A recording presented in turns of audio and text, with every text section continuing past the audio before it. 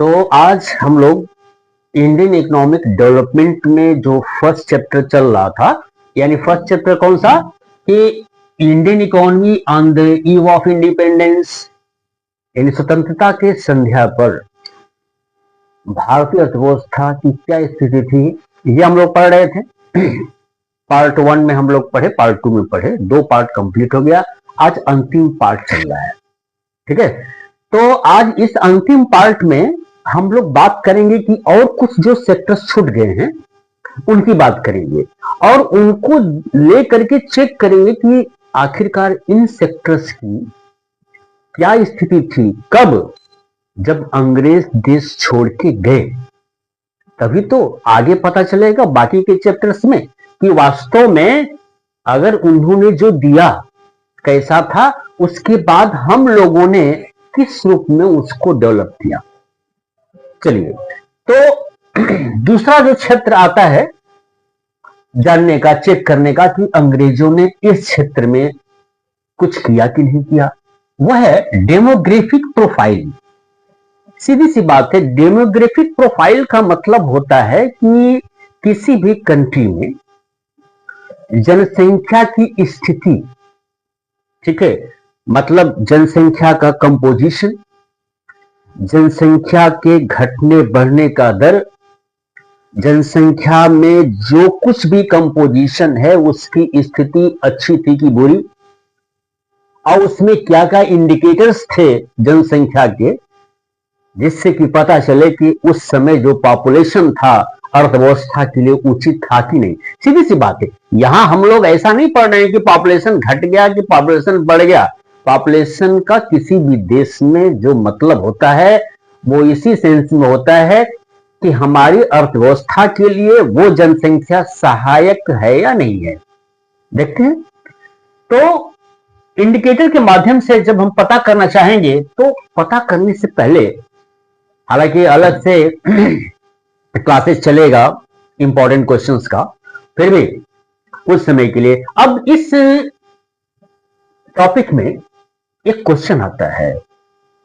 पहला क्वेश्चन आता है कि which one year is the called, that is the year of great divide, पहला। दूसरा आता है कि why it is called the year of great divide, that is 1921। चलिए, तो एक बात बता दे कि जनसंख्या की स्थिति, यानी अंग्रेज जब इंडिया में आए तो वास्तव में जनसंख्या की स्थिति कैसी थी, ये जानने के लिए इसको 2 भागों में पढ़ेंगे। 2 भागों में पढ़ने के लिए हम डिवाइडर लेते हैं 1921।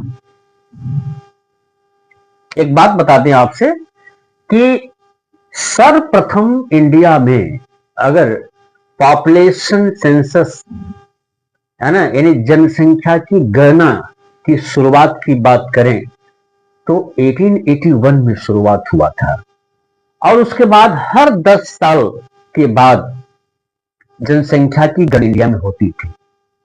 इस प्रोसेस में चलते चलते एक ऐसा ईयर आया 1921 कि उस समय जनसंख्या की गणना के अनुसार जनसंख्या के स्ट्रक्चर को 2 भागों में हमें बांटना पड़ा।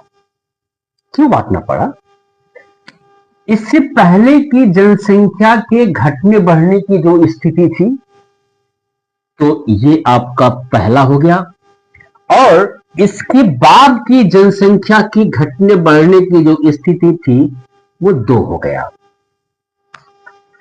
अब देखिए, डेमोग्राफिक के जितने भी साइंटिस्ट होते हैं, मतलब जनसंख्या पर अध्ययन करने वाले जितने भी विद्वान होते हैं, वो जनसंख्या के घटने बढ़ने की स्थिति के आधार पर इसको 4 स्टेज में बांटते हैं। अब देखते हैं 4 स्टेज होता क्या है, पहले ये जानेंगे, और 4 स्टेज के साथ ही साथ उसका यहां क्या संबंध है। तो 1921 से पहले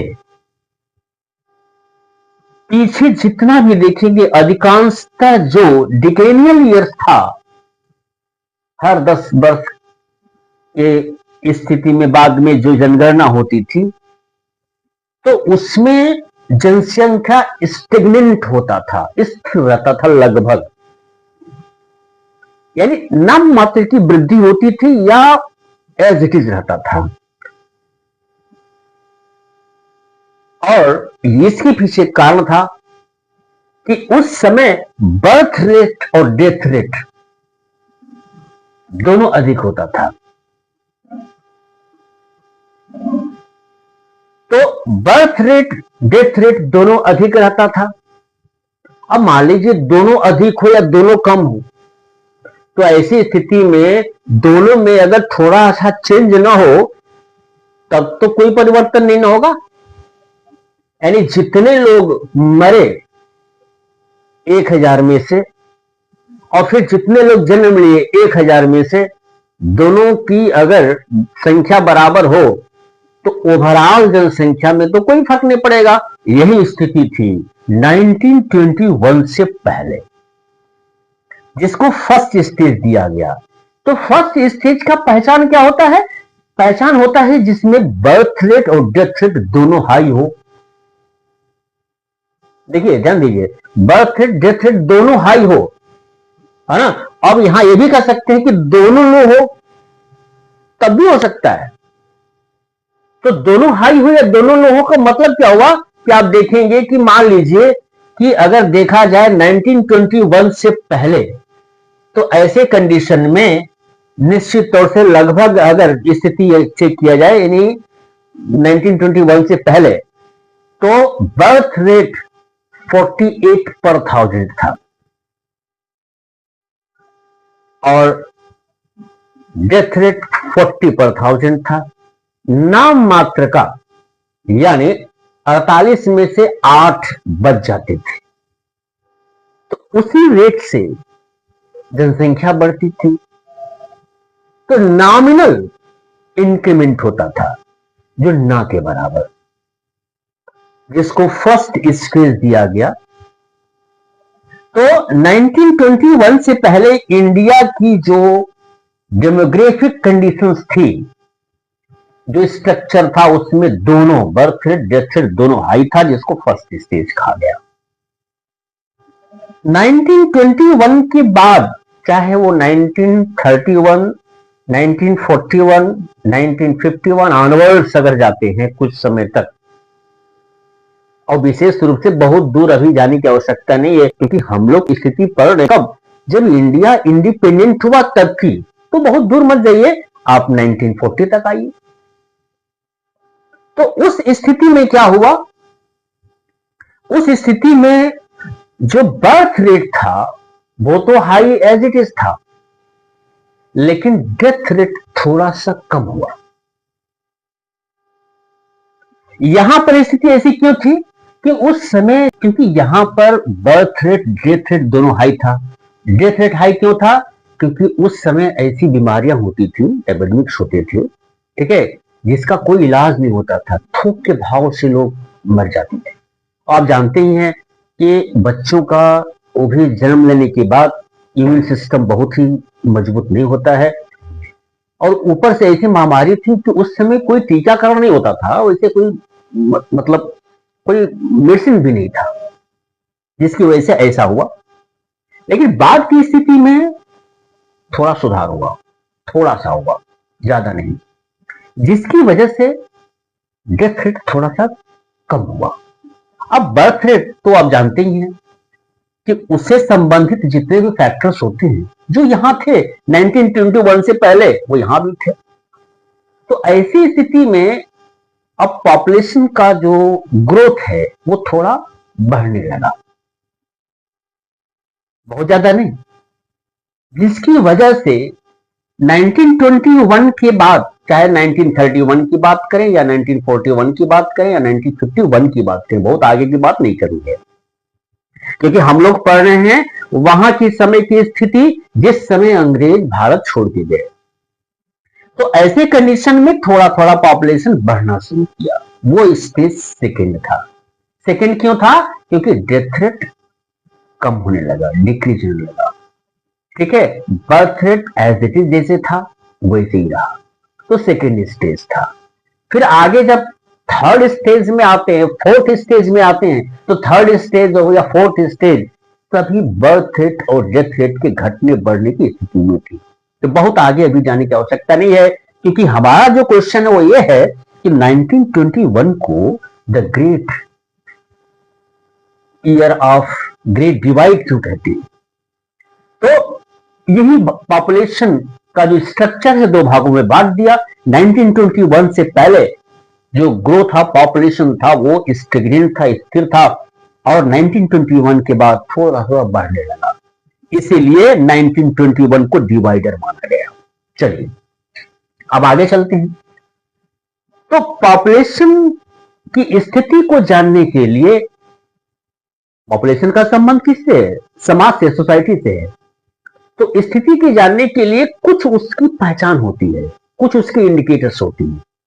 मतलब जैसे मान लीजिए आप कहते हैं कि आपको फीवर हुआ है, हम कैसे मान ले, डॉक्टर कैसे मान ले कि फीवर हुआ? कुछ तो लक्षण होना चाहिए फीवर का, है ना।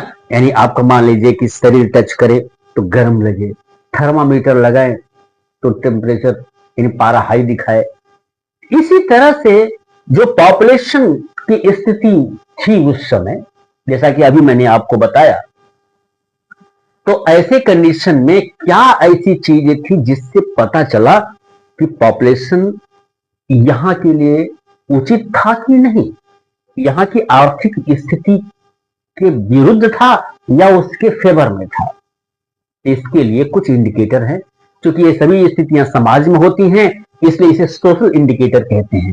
तो ये जो सोशल इंडिकेटर है ना, जो बताएगा कि पॉपुलेशन हमारे यहां आर्थिक विकास में वो सहयोग किया कि नहीं किया, जिसे कहते हैं सोशल डेवलपमेंट इंडिकेटर्स कहते हैं। ठीक है, अब इस सोशल डेवलपमेंट इंडिकेटर्स में से पहला इंडिकेशन कह रहा है कि उस समय कब, जब अंग्रेज भारत छोड़ के गए उससे पहले और जब तक गए तब तक बर्थ रेट, डेथ रेट दोनों हाई था। और जैसे कि अभी मैंने कहा था कि जो यहां पर आपको इंडिकेट किया, हर 10 साल के बाद आते आते 1941 और 50 तक आते आते वही स्थिति लगभग थी, दोनों हाई था। इसका मतलब उस समय जो हमारी डेमोग्राफिक कंडीशंस थी वो फर्स्ट स्टेज में थी, ट्रांजिशन के फर्स्ट स्टेज में थी। आज की स्थिति ऐसी नहीं थी। अगर करंट स्थिति हम देखें तो करंट स्थिति इस समय है बर्थ रेट 20 पर 1000 और डेथ रेट 6.4 पर 1000, क्योंकि इस समय बहुत से जितने भी डिसीजेज हैं उनका वैक्सीनेशन आ गया है। आप देखिए अभी इससे पहले जो कोरोना आया था उसका भी वैक्सीनेशन आ गया, इसलिए इस तरह की कोई महामारी अगर आती है तो उसका इलाज भी है ना। हेल्थ फैसिलिटीज का काफी व्यवस्था हो चुका है, गवर्नमेंट अपनी है इसलिए अच्छी व्यवस्था चल रही है। हम लोग काफी पढ़े लिखे हैं इसलिए ज्यादा सजग हो जाते हैं, इसलिए मृत्यु दर कम हो गया है। चलिए पहला इंडिकेटर हमने बता दिया कि ये दर्शाता है क्या कि उस समय दोनों हाई था, और दोनों अगर हाई था तो इसकी स्थिति आप जान जाइए कि इसका क्या फायदा हुआ या नुकसान हुआ। नुकसान हुआ कि पॉपुलेशन जो ग्रोथ था वो रुक गया। अब कह सकते हैं तो क्या हुआ सर, पॉपुलेशन ग्रोथ रुक गया तो हुआ आर्थिक नुकसान हुआ। क्यों? क्योंकि पॉपुलेशन मतलब क्या, ह्यूमन बीइंग है ना, वही एक समय के बाद ह्यूमन कैपिटल हो जाता है। यानी जब वो स्किल्ड हो जाता है, कुछ हुनर उसके पास आ जाता है तो ह्यूमन कैपिटल हो जाता है, और ह्यूमन कैपिटल हो जाता है तो निश्चित तौर से गुड्स के प्रोडक्शन में काफी सहयोग करता है, जो कि हम लोग पढ़ चुके हैं या फिर आगे पढ़ते रहेंगे। दूसरा जो सोशल इंडिकेटर है, सोशल डेवलपमेंट इंडिकेटर है, वो है लो लिटरेसी रेट। भाई सीधी सी बात है कि अगर हम कम पढ़े लिखे रहेंगे, जानकारी हमारी कम होगी, तो काम के प्रति जितनी भी आपकी सजगता की आवश्यकता होती है, हुनर की आवश्यकता होती है, वो कहां आएगा? नहीं आएगा या कम आएगा। तब ऐसे में आपकी प्रोडक्टिविटी यानी गुड्स के प्रोडक्शन में आप सहयोग नहीं कर पाओगे, ठीक है ना। तो किसकी वजह से? लिटरेसी रेट की वजह से। आप कह सकते हैं कि सर क्या प्रूफ है कि अंग्रेजों के समय में हम लोग बहुत कम पढ़े लिखे थे? बिल्कुल, उस समय का जो भी डाटा उपलब्ध था उन्हीं के माध्यम से वो था 16%। 100 में से केवल 16 लोग ही पढ़ लिख सकते थे। और आप एक अच्छी बात है, अच्छे से पहले ही से आप जानते हैं क्या कि पॉपुलेशन की कंपोजिशन में देखें तो मेल फीमेल 50-50% होते हैं ना। इसका मतलब क्या कि अगर दोनों स्किल्ड रहे तो निश्चित तौर से प्रोडक्शन और प्रोडक्टिविटी दोनों बढ़ेगा गुड्स और सर्विसेज का। लेकिन उस समय अगर फीमेल की स्थिति देखें तो बहुत ही खराब थी। केवल 7%, 100 में से 7 लोग, 7 महिलाएं ही पढ़ी लिखी होती थी। इससे स्पष्ट हुआ क्या कि इनका हमारे देश के विकास में यानी गुड्स के प्रोडक्शन में, जीडीपी में लिटरेसी रेट कम होने की वजह से सहयोग ना के बराबर था। तीसरा जो इंडिकेटर है वो पुअर हेल्थ फैसिलिटीज। अब स्पष्ट है भाई कि ह्यूमन कैपिटल फॉर्मेशन यानी सीधी सी बात है कि हम निपुण होंगे कब, जब स्वस्थ रहेंगे तब। अब मान लीजिए कि हमको पढ़ना ही है, अब कॉमर्स के स्टूडेंट से वो पढ़ करके चार्टर्ड अकाउंटेंट बनना चाहते हैं, सपोज फॉर सम टाइम, तो भाई ऐसी स्थिति में जब दिमाग सही है काम करेगा तब ना आप पढ़ लिख पाएंगे, और दिमाग काम तब न करेगा जब आप स्वस्थ रहेंगे। तो लिटरेसी रेट कम था, इसमें ये भी सहयोग दिया क्या, तो उस समय आज की तरह हॉस्पिटल्स नहीं थे, कम थे। अगर थे तो वहां पर पहुंचना बहुत मुश्किल था। उस समय डिसीजेस जितने होते थे उसकी वजह से थोक के भाव लोग मरते थे। जो महामारी होती थी कोई वैक्सीनेशन नहीं था, कोई दवा नहीं था, और न तो गवर्नमेंट उस पर ध्यान देती थी, जिसकी वजह से हमारी जो हेल्थ की कंडीशंस थे, स्वास्थ्य कंडीशंस थे, बहुत ही खराब थी, और जिससे विकास में हम लोग सहयोग नहीं कर पाते थे। चलिए आगे है इन्फेंट मॉर्टेलिटी रेट। पहले है क्या, यह है कि जब कोई बच्चा जन्म लेता है और 1 साल पूरा होते होते अगर वो मर जाए तो यह है इन्फेंट मॉर्टेलिटी।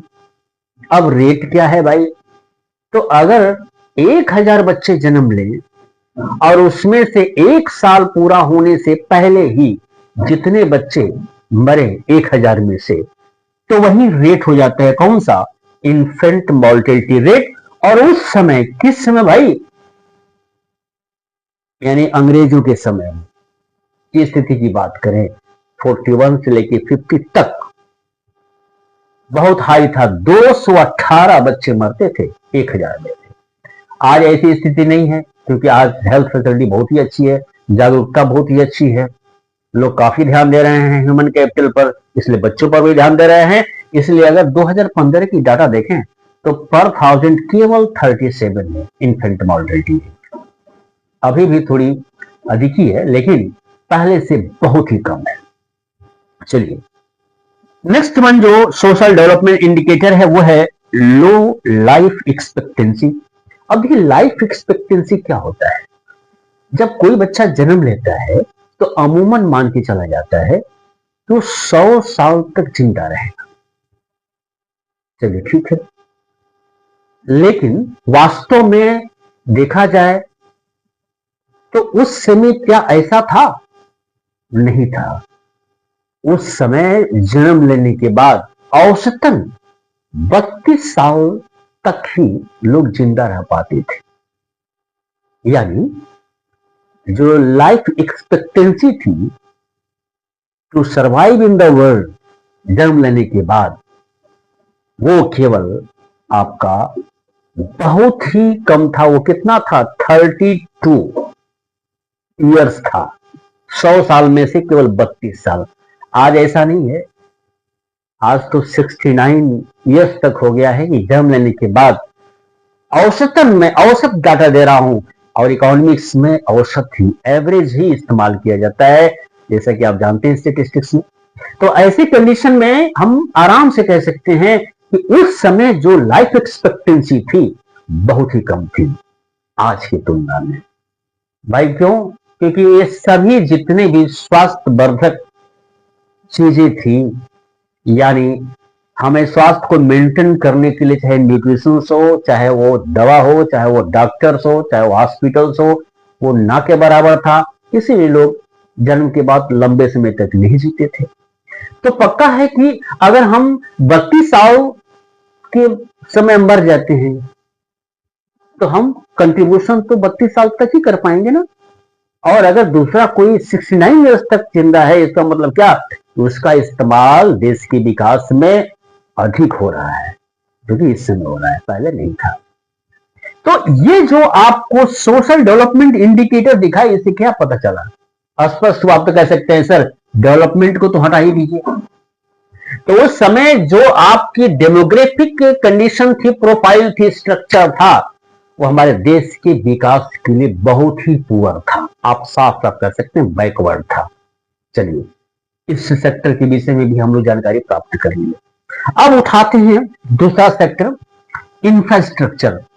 आप कुछ समय के लिए, जैसा कि मैं यूजुअली हर लेक्चर में आपको बताता हूं कि आप किसी भी टॉपिक का या किसी भी ऐसे टर्म्स इकोनॉमिक्स में आते हैं ना, एकदम व्यवहारिक तौर से उसकी परिभाषा दिमाग में रखें। तो इंफ्रास्ट्रक्चर का मतलब होता है बेसिक स्ट्रक्चर, है ना, ऐसी मूलभूत संरचना जो किसी भी देश के विकास के लिए इस्तेमाल करना जरूरी हो। अगर वो न हो तो प्रोडक्शन का काम आगे बढ़ ही नहीं सकता है। इसे ही कहते हैं क्या, इंफ्रास्ट्रक्चर। तो उस समय इसकी स्थिति क्या थी, आप कह सकते हैं क्या क्या। अब मान लीजिए इसी बहाने आपको इंफ्रास्ट्रक्चर में क्या क्या होता है ये भी देख लेंगे। रोड्स है, सीधी सी बात है, रोड अगर साफ सुथरा ना हो, टूटा फूटा हो, या रोड बहुत ही कम हो, तो अगर आप मान लीजिए कि किसी भी देश की किसी भी जगह पर आप किसी फैक्ट्री को लॉन्च करते हैं, बैठाते हैं, उसमें गुड्स का प्रोडक्शन होता है, तो भाई साहब सेल करने के लिए मार्केट तक तो ले जाना पड़ेगा। और उस फैक्ट्री तक रॉ मटेरियल या जो भी सामान इस्तेमाल होता है प्रोडक्शन में तो लाना पड़ेगा ना। तो रोड ही नहीं है या बहुत ही खराब है, तो क्या ये दोनों संभव है? नहीं। उस समय ऐसी स्थिति थी किसकी, रोड की। रोड उस समय बना जरूर, लेकिन सिर्फ उनके इस्तेमाल के लिए बना, दूसरे के लिए नहीं बना। तो जो रोड बनाए तो देश के ऐसे इंटीरियर इलाका से कनेक्टिविटी रोड का किए कुछ जगहों पर, जहां से कि वो सीधे पोर्ट तक अंदर से सामान ले जा सके। क्यों? क्योंकि इससे पहले मैंने आपको बताया था लेक्चर में कि उनका उद्देश्य क्या था, यहां से रॉ मटेरियल अपने देश में ले जाकर के इंडस्ट्रियल रिवोल्यूशन करना। तो उस रोड का इस्तेमाल भी किए तो सिर्फ अपने लिए किए, किसी और के लिए नहीं, और भी नॉमिनल था। और जैसा कि बड़ी स्थिति खराब थी उस समय, वो उस रोड का से कहिए तो लोग इस्तेमाल भी नहीं कर पाते थे। बाद में थोड़ा सा इस्तेमाल शुरू करने लगे, क्योंकि जब पहले तो कुछ रोड ही नहीं था, तो बीमार भी पड़े तो हॉस्पिटल ले जाए तो कैसे ले जाए बताइए, रोड ही नहीं था या रोड बहुत खराब था। अब जब रोड बना तो थोड़ा सा सहयोग हुआ कि पहले से कुछ जल्दी वहां पहुंच सकते थे। तो पहला इंफ्रास्ट्रक्चर रोड था। दूसरा था रेलवे। अब देखिए, तो उनको ढेर सारा सामान चाहिए था ना अपने देश में ले जाने के लिए, और अपने देश से ढेर सारा फाइनल प्रोडक्ट हमारे देश में उनको भेजना था। तो ऐसे में ट्रांसपोर्टेशन कास्ट को कम करने की लोगों ने कोशिश किया। भाई ट्रांसपोर्टेशन कास्ट अगर अधिक रहेगा तो गुड्स के प्राइसेस तो हाई रहेंगे ना, है ना। मान लीजिए कि उन्होंने एक ऐसा शर्ट बनाया जिसकी प्राइस 100 रुपया थी। अब ब्रिटेन से यहां लाने का जो खर्च है वो मान लीजिए कि यहां तक, जहां तक हम हैं, यहां जहां तक आप हैं, वो अब 20 रुपया है। तो 120 रुपया तो प्राइस हो रहेगा ही रहेगा, उससे कम तो रहेगा नहीं। ठीक है, वो आप ही को बेयर करना पड़ेगा। और वहीं अगर ट्रांसपोर्टेशन कास्ट 20 रुपए से घट करके 30 रुपया, सॉरी 10 रुपया हो जाए, तब 120 के बजाय इसी शर्ट का प्राइस आप 110 रुपया देंगे। तो पक्का है 110 में खरीदना पसंद करेंगे बजाय कि 120 का। इसलिए उन्होंने रेलवे का थोड़ा सा डेवलपमेंट किया। और मैं बता दूं आपके नॉलेज के लिए कि वास्तव में अंग्रेजों ने पहली बार इंडिया में 1850 में रेलवे का इंट्रोडक्शन किया। और 1853 में रेल से काम शुरू हुआ। तो ढेर सारा बल्क क्वांटिटी में सामान अंदर से, देश के अंदर से पोर्ट तक ले जाने के लिए रेलवे का विकास हुआ, हमारे लिए नहीं हुआ। और पोर्ट से फिर अंदर ढेर सारा सामान लाने के लिए रेलवे का इस्तेमाल हुआ। तो इंफ्रास्ट्रक्चर में जो रेलवे का भी इस्तेमाल हुआ, तो ध्यान दीजिए, देश के विकास के काम में नहीं हुआ, बल्कि देश की गुड्स को ब्रिंग करने में वो काम हुआ, जो यहां से बाहर गया, जो हम यहां पर बेसिक गुड्स के रूप में इस्तेमाल कर सकते थे, लेकिन नहीं कर पाए क्योंकि लेके चले गए। चलिए आगे, एयर और वाटर। अब ट्रांसपोर्टेशन में एयर आता है, वाटर होता है, तो एयर के विषय में आप अच्छे से जानते हैं, बिल्कुल नॉमिनल इंट्रोडक्शन होगा, ना के बराबर। अब वाटर में मतलब जैसे मान लीजिए नदियां हैं, नदी के किनारे अगर फैक्ट्रियां हैं, फैक्ट्री से गुड्स का प्रोडक्शन हुआ, तो नाव के माध्यम से, ठीक है, वो सामान एक जगह से दूसरे जगह ला सकते थे।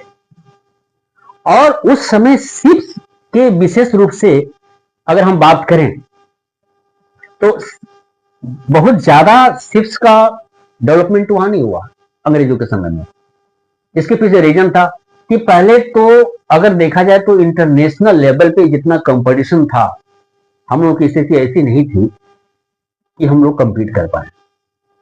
इसलिए अंग्रेजों ने भी बहुत ज्यादा शिप्स का विकास नहीं कर पाया, यानी जो वाटर के थ्रू ट्रांसपोर्टेशन था, कुल ले दे करके स्थिति बड़ी खराब थी। चलिए आगे, अब कम्युनिकेशन आता है। ये सभी बेसिक इंफ्रास्ट्रक्चर है, इनके बिना काम नहीं चलेगा। कम्युनिकेशन आता है। कम्युनिकेशन भाई सीधी सी बात है, मान लीजिए कि आपको सामान चाहिए, ठीक है, लेकिन सामान आप जहां है वहां नहीं मिलेगा, तो आप क्या करते हैं इस समय? आप फोन करते हैं ना, ठीक है, या ऑनलाइन जिसे कहते हैं आप मंगा लेते हैं। तो कम्युनिकेशन का ही इस्तेमाल करते हैं भाई, जो भी तरीका है कम्युनिकेशन का उसी का इस्तेमाल करते हैं, तो सामान आप तक आ जाता है ना। जो सामान बनाता है गुड्स, वो भी सेल करना चाहता है तो कम्युनिकेट करता है। तो उस समय कम्युनिकेशन, जैसे मान लीजिए कि टेलीग्राफ था, तो पोस्ट और टेलीग्राफ का केवल विकास हुआ था, लेकिन पोस्ट और टेलीग्राफ का विकास हुआ था आपके सामान को लाने ले जाने के लिए नहीं, बल्कि जब अंग्रेज यहां आए और जब तक रहे, उनकी संख्या इतनी नहीं थी कि हम सबको प्रताड़ित कर सकें। संख्या बहुत ही कम थी, दिमाग का इस्तेमाल ज्यादा करते थे। इसलिए यदि कभी कभी हम लोगों को गुस्सा आता था, हम लोग रिवोल्ट करना चाहते थे, हिस्ट्री के थ्रू आप जानते होंगे, तो ऐसे कंडीशन में वो एक दूसरे अधिकारी को फोन करके बता देते थे कि देखो भाई, वहां उन लोगों का दिमाग खराब हो रहा है, उनको शांत करो। तो फोन का इस्तेमाल किए, क्या है? कम्युनिकेशन है। पोस्ट का इस्तेमाल किए, क्या है? कम्युनिकेशन है। सिर्फ अपने एडमिनिस्ट्रेशन को मजबूत करने के लिए, हमारे किसी फायदे का नहीं है। चलिए, अब इंफ्रास्ट्रक्चर के विषय में जो भी मैंने आपको जानकारी प्राप्त की, अगर मैं आपसे कहूं कि 1947 तक देश में इंफ्रास्ट्रक्चर की क्या स्थिति थी, तो आप सब एक ही जवाब देंगे, क्या? बहुत ही खराब, बहुत ही पुअर स्थिति थी। चलिए, तो इस मुद्दे को भी हम लोगों ने पढ़ लिया। अब आखिरी मुद्दा बचा है ऑक्यूपेशनल स्ट्रक्चर। तो ये होता क्या है? ये होता ये है कि देखिए भाई, जन्म लेने के बाद, एक उम्र के बाद, यानी 15 साल तक अगर हम लोग बच गए, तो हर लोग का एक्सपेक्टेशन होता है, हम लोगों की इच्छा भी होती है कि अब कुछ करें, कुछ कमाएं। तो हम लोग वर्किंग मैन हो जाते हैं, और अगर हम कमाते हैं तो वर्क फोर्स हो जाते हैं। एकदम सामान्य भाषा की हम बात अभी कर रहे हैं, वर्क फोर्स हो जाते हैं। तो उस समय वर्क फोर्स की क्या स्थिति थी, ये जानेंगे। जानने के लिए हमने देश को 3 भागों में बांट दिया। इसे 3 सेक्टर आप कहते हैं, primary sector, secondary sector, tertiary sector. बस अब तीनों सेक्टर में उस समय जो काम करने योग्य लोग होते थे, जिसे हम वर्किंग पर्सन कह सकते हैं, तो वास्तव में कितने लोग काम किए और करते थे, जिसे हम वर्कफोर्स कहते हैं। तो प्राइमरी सेक्टर मतलब एग्रीकल्चर सेक्टर में, कृषि में सबसे अधिक लोग ऑक्युपाइड थे। लगभग 70 से 75% लोग का जो आय का स्रोत था वो कृषि था, उसमें रहते थे। सेकेंडरी सेक्टर में केवल वर्किंग जितने भी पीपल थे केवल 10% ही काम करते थे, और सर्विस सेक्टर में या टर्सरी सेक्टर में 15 से 20% लोग काम करते थे अंग्रेजों के समय में। आप कह सकते हैं कि तो इससे क्या पता चला, अभी पता चल जाएगा। तो पता करने के लिए फिर हमने कुछ इंडिकेटर आपको दिया आपके सामने। तो पहला जो इंडिकेटर कह रहा है प्रीडोमिनेंस ऑफ एग्रीकल्चर सेक्टर्स। उस समय मैक्सिमम पॉपुलेशन आप देख लीजिए, लगभग 2/3 पॉपुलेशन अपनी जीविका के लिए किस पर निर्भर थे, कृषि पर निर्भर थे। कृषि की स्थिति बहुत ही खराब थी, जैसा कि इससे पहले वाले पार्ट में मैंने आपको बता चुका हूं एग्रीकल्चर सेक्टर में। ऐसे में वास्तव में देखने में तो लगता था कि लोग अर्निंग कर रहे हैं, लेकिन लोग बेरोजगार रहते थे, जिसे कहते थे डिस्गाइज अनएम्प्लॉयमेंट। इसीलिए कृषि की स्थिति खराब होने की वजह से लगभग जितने भी पीजेंट्स थे, सो कॉल्ड फार्मर्स, टेनेंट्स थे, उन्हें आप पीजेंट्स नहीं कह सकते, उन्हें टेनेंट कह सकते हैं, क्योंकि जमीन तो जमींदारों की होती थी, जमीन तो अंग्रेजों को होती थी, वो तो केवल भाड़े पर काम करते थे। तो ऐसे कंडीशन में लगभग अधिकांशतः लोग खेती भी छोड़ने लगे, क्योंकि कोई उपाय नहीं था। चलिए, तो ये तो क्या था, प्रीडोमिनेंस किसका, एग्रीकल्चर सेक्टर का था। अब दूसरा जो इंडिकेटर था अनबैलेंस्ड ग्रोथ। देखिए एक बात बता दें, अगर आप डेवलपमेंट के अनुभव के बेसिस पर आप पहचान करना चाहें आज भी, तो आपको पता चलेगा कि वो देश जो तीनों सेक्टर में से सबसे अधिक कमाई सेकेंडरी सेक्टर से आता है वो डेवलप्ड कंट्री होगा। आप एक बार वॉच कर लीजिएगा, मैं अपने कुछ देशों का उदाहरण लेकर, ठीक है। तो उस समय ये, क्योंकि इसमें जो है आप देखेंगे तो अधिक से अधिक वर्किंग पीपल को यहां पर ऑक्युपाइड किया जा सकता था, रोजगार दिया जा सकता था। लेकिन उस समय इंडस्ट्रियल सेक्टर की अगर बात हम लोग बहुत पहले पढ़ चुके हैं, स्थिति इतनी खराब थी क्योंकि मॉडर्न इंडस्ट्री कुछ था ही नहीं, और यहाँ पर इंडस्ट्रियल डेवलपमेंट के लिए कोई काम ही नहीं किया, क्योंकि उनको अपनी इंडस्ट्रियल रिवोल्यूशन करना था ब्रिटेन में, इसलिए यहां से कच्चे माल वहां लेके गए। तो केवल 10% लोग ही यहां पर ऑक्युपाइड हो सके, जबकि यहां अधिक होना चाहिए था, इसीलिए इसे अनबैलेंस्ड ग्रोथ कहा गया। कभी कभी क्वेश्चन आ सकता है, राइट, क्या क्वेश्चन आ सकता है कि उस समय इंडियन इकोनॉमी अनबैलेंस्ड ग्रोथ के फॉर्म में क्यों था, तो यही रीजन था। उसके बाद था रीजनल वेरिएशन, बहुत बड़ा रीजनल वेरिएशन था, ये समझ जाइए। अब उस समय जैसे मद्रास प्रेसिडेंसी, जो आज का पूरा साउथ ले लीजिए, पूरा साउथ, जिसे उस समय मद्रास प्रेसिडेंसी कहा जाता था, और उसके बाद साउथ मतलब सॉरी महाराष्ट्र को ले लीजिए, और थोड़ा पार्ट गुजरात का, वेस्ट का ले लीजिए। इन जगहों पर सो कॉल्ड थोड़ी थोड़ी फैक्ट्रियां थी। नॉर्थ इंडिया में कुछ नहीं था, ना के बराबर था। इसका मतलब क्या कि अगर देश को दो भागों में बांट दे, साउथ और नॉर्थ, तो सो कॉल्ड जो कुछ भी फैक्ट्री थी केवल साउथ में थी, नॉर्थ में थी ही नहीं। तो क्या आप कह सकते हैं कि जो इनकम का स्रोत था हर क्षेत्र में बराबर था? नहीं था, बहुत ज्यादा डिस्पैरिटी थी। इसलिए उस समय जो वर्क फोर्स था साउथ में अधिक था, नॉर्थ में कम था, जिसके लिए रीजनल वेरिएशन शब्द दिया गया है। इन इंडिकेटर्स से पता चला उस समय जो ऑक्यूपेशनल स्ट्रक्चर था, यानी हर सेक्टर्स में जो लोग एम्प्लॉयड थे, क्या ये देश के विकास के लिए सही था? एकदम कह सकते हैं कि बिल्कुल नहीं था। इसलिए ऑक्यूपेशनल स्ट्रक्चर ने देश के विकास में कोई सहयोग नहीं किया, एकदम ना के बराबर। तो हम लोगों ने जितनी भी सेक्टर्स को रेज किया, हर सेक्टर्स के एनालिसिस के, और यहां तक हम लोग फाइनली कह सकते हैं क्या हर सेक्टर में बैकवर्डनेस था। यानी आर्थिक स्थिति देश की जितनी थी वो बैकवर्ड थी, सेक्टर हम लोगों ने पहचान लिया। आपके लिए कुछ क्वेश्चन आ सकते हैं क्या? ये क्वेश्चन आ सकता है सबको मिला करके कि इसके बावजूद भी आप बताइए कि इंडियन इकोनॉमी के डेवलपमेंट में देखा जाए तो नेगेटिव कंट्रीब्यूशन क्या था? आपको मेरे ऊपर गुस्सा आ सकता है, सर अभी तक तो आपने जितना बताया सब नेगेटिव था। यही बता देना है, यही बता देना है बस, और कुछ नहीं। जब ये क्वेश्चन आ जाए क्या कि what were the negative contributions of the British government towards the Indian economic development, तो आप कह सकते उठाइए एग्रीकल्चर से। एग्रीकल्चर की स्थिति में जो टू फोल्ड मोटिव उनका था, इरादा था कि यहां से रॉ मटेरियल सस्ते दाम पर अपने देश ले जाना, जो ड्रेन कर गए हमारे बेसिक गुड्स को, और यहां पर हम खाने भी ना मरने लगे। ये निगेटिविटी थी।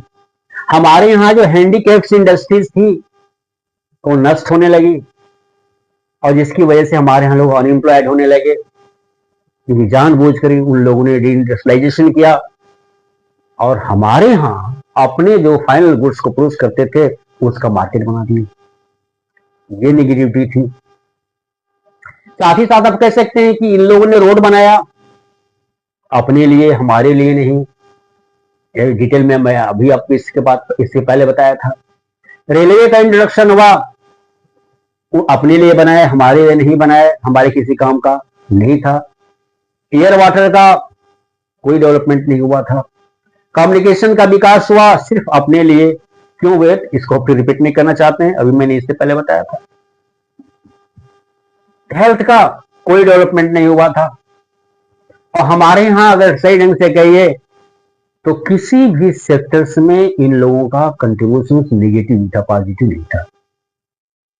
अब फिर से क्वेश्चन कुछ आ सकता है क्या कि what are the positive contributions of the British government? आप कह सकते हैं सर अब तो अति कर दिया आपने, जब सब नेगेटिव था तो पॉजिटिव क्या?